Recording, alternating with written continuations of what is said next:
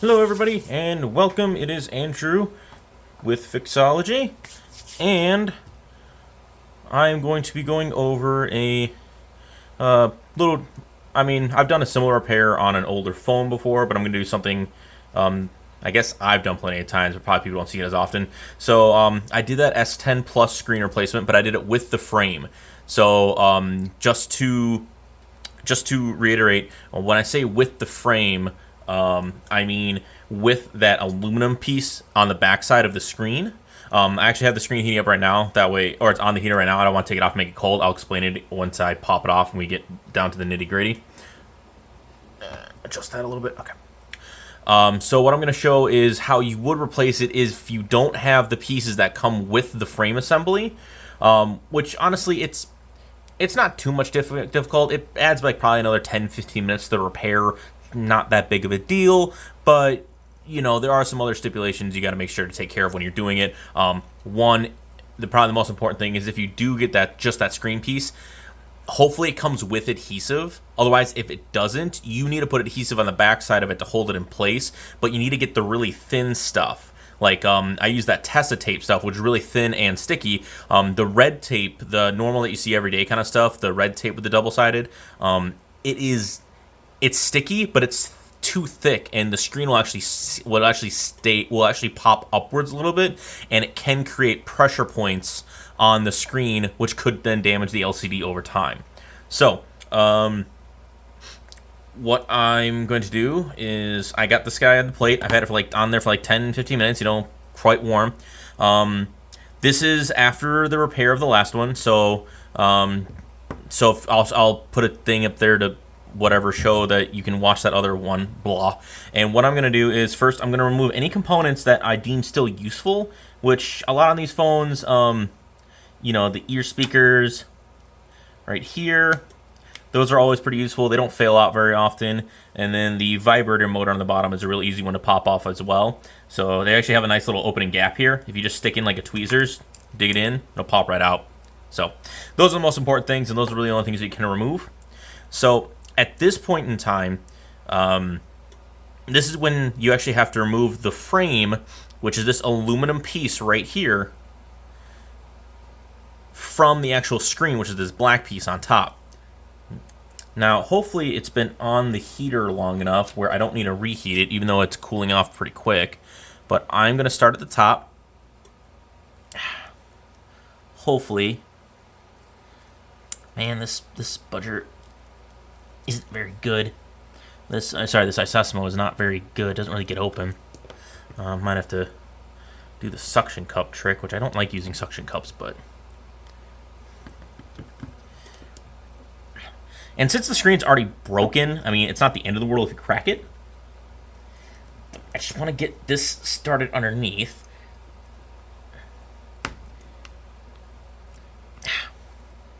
Oh yeah, that end's so fucking flattened out. I guess I could try a little alcohol. Don't have my little bottle with me, so I'm just gonna dab some down here with my toothbrush.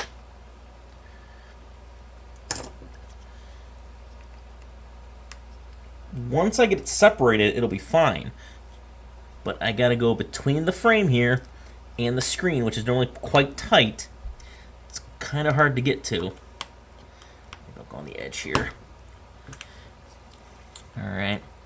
Why have to be so difficult? On the one time I want to show it off, you gotta be a giant pain in the ass.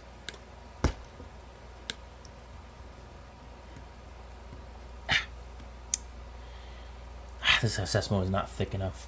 Not thin enough. Let me see if I got another one. I'm gonna just grab. I think I got my other kit in here somewhere.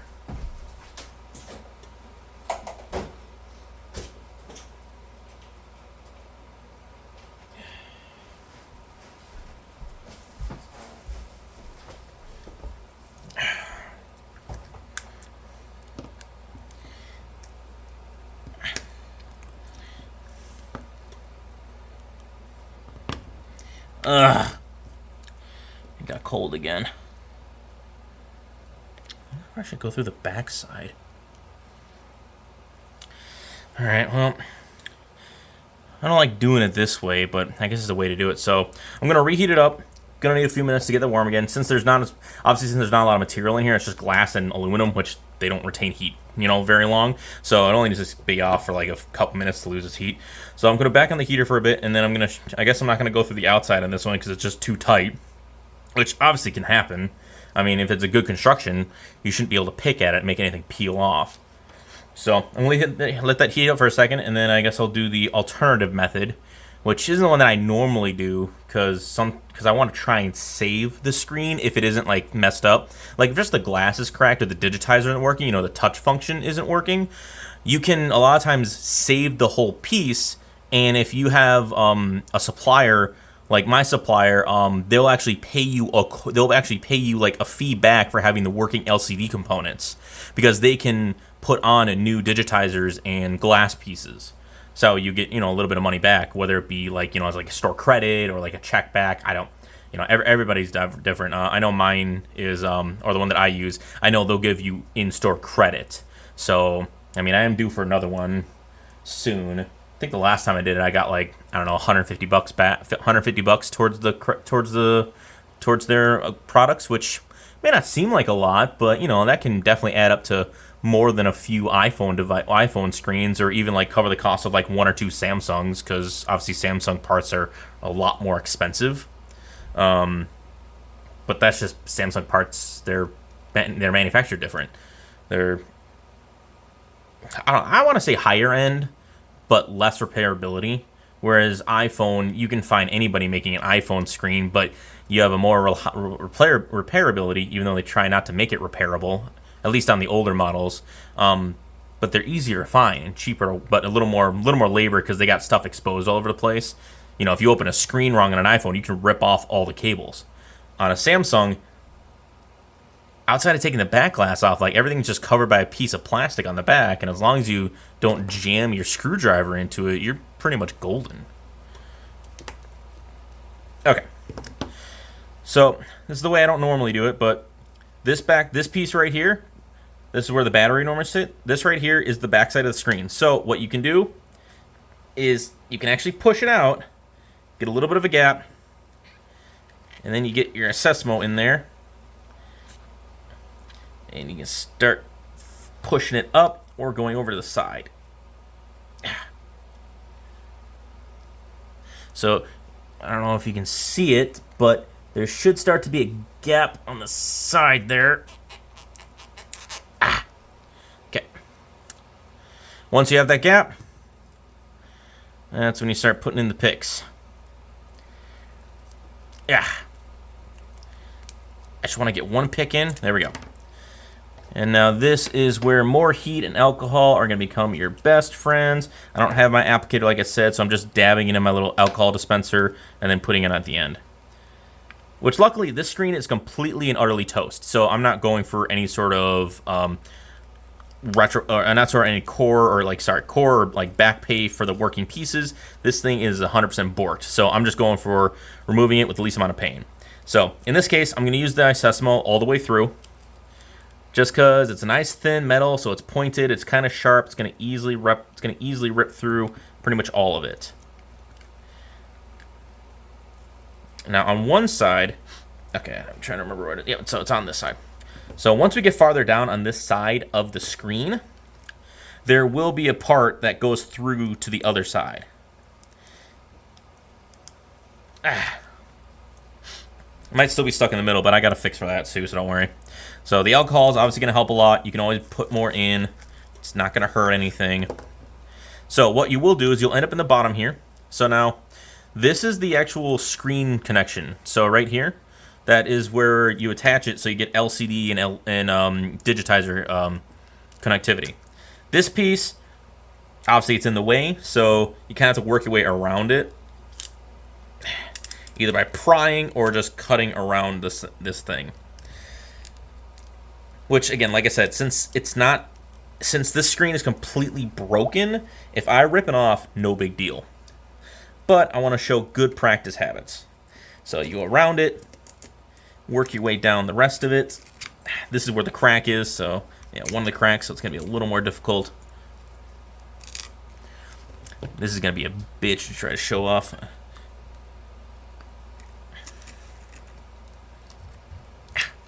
Okay. There we go. All right.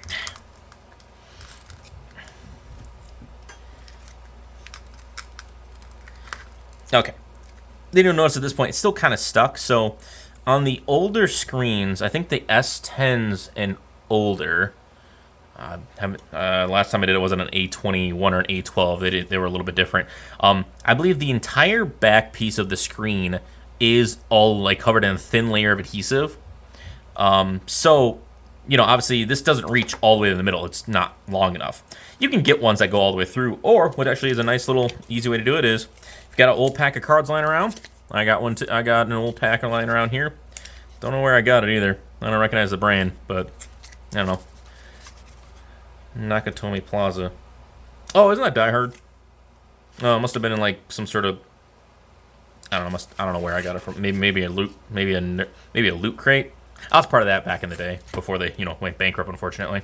So you can take a nice little credit. You can take a playing card, and they're nice and thin. They're flexible. They're fairly strong, and work your way down it. Obviously, it works better when it's heated up. But you're going to work your way down there, breaking off the adhesive. And eventually, you should get the point where it should just all pop up. Yep, there we go. Where it's the most broken would be the hardest. But yeah, there we go. All right. So after all that struggling and fun, you get the frame, just the aluminum piece, and then here is your actual screen. So it's got a bunch of components on there, which actually I didn't manage to nick. Oh no, I nicked one, I think. Yeah, I nicked two on there. So, but you know, like I said, it's completely broken anyways. You can't separate LCD from it. Yeah, you can't just repair the LCD. So then what, if this thing wasn't broken, what then they will do at the farther end is that they will remove this piece itself. This has got the digitizer, the screen, the UV stuff, and this is the LCD portion. They'll actually separate that all in a much more sophisticated manner than what you saw me do, and they're able to then clean it up, put new adhesive down, put a new piece of glass on top of it, and they can resell it as a refurbished part, or aftermarket, whatever the hell they want to do. In this case, since this was already broken and it was already damaged, LCD bleed, yada yada yada, doesn't really matter, it just came off like that. So that would be how you get to the point of if you only have the screen. And then what you would do after that is you would clean up the screen real nice. So all of this black goo right here, this is all adhesive. And it is very reminiscent of the Tesla stuff that I use. So using that as well will be fine. Otherwise, like I said, some of them do come with the adhesive on the back of them. So if they come with the adhesive on, and this middle portion is also sticky too, then all you have to worry about is just taking the adhesive off, lining this piece up. You got to line this up, this little flex here, with the hole with the frame. So right there, you have to line it up nice. Slaughter in. I would pull this way through, and then if you can line up one side perfectly, so it's nice and even. It's not going to look as pretty because mine's all fucked up. But if you can line up this side fine, then once you push down on the rest of it, it will follow suit, so you get a nice, good seal across the whole way. The only other thing you have to watch out for is the ear speaker at the top here. That can sometimes move. Sorry, the mesh up here can sometimes move, and also it's sometimes a little bit dirty. So if you got the time, clean it out real quick.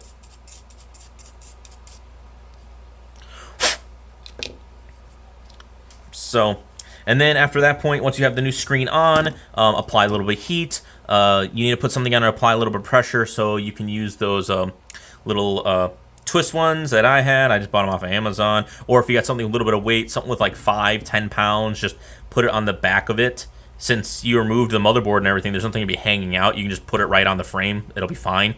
Let it sit for a few minutes while it cools off. Then you're going to reassemble everything you just took out of. So you're going to put the charging port, the vibrator, that if you did take them out, battery if you removed it, which I would recommend in this case. Motherboard, everything all put back together, all the mid-frame pieces. Then once those are all together, you can power it up, boot it up, retest it out, and then you would slap your back glass on, reheat it again, apply adhesive if you need any, and put some more weight on it, and probably get you done after this point. Probably take another 20-30 minutes, and you will have your phone back up and functioning. So hopefully that helped out the people that don't have access to those other parts, which I know the framed ones aren't as common. Well, I don't know. I guess it depends where you are in the world. I mean, hell, I had somebody donate to me from France, so somebody in Europe thought, oh man, this moron seems to know what he's talking about. Don't really get that too much. So, but the frame pieces are a lot easier to work with. They are more expensive. The screen pieces are cheaper, but you have like I showed, like probably another 15-20 minutes of labor, which doesn't really make much money. It doesn't really mean too much. I mean, you can make more money, you know, if you're just selling these guys, you know, maybe a higher profit margin or something like that. This one's a little bit lower because it'll be more expensive, but it makes the repair so much stupid easy. All you have to do is take the guts and transfer them over. So I prefer doing it this way, but if they're not available, can easily do it this way. No harm, no foul. And hopefully that'll get you through to your next phone or whatever you plan to do with it. So hope you guys enjoyed. I will be, like I said, I'm trying to get back onto a more normal routine. Can't afford to do dailies, just don't have the time or the repairs amount.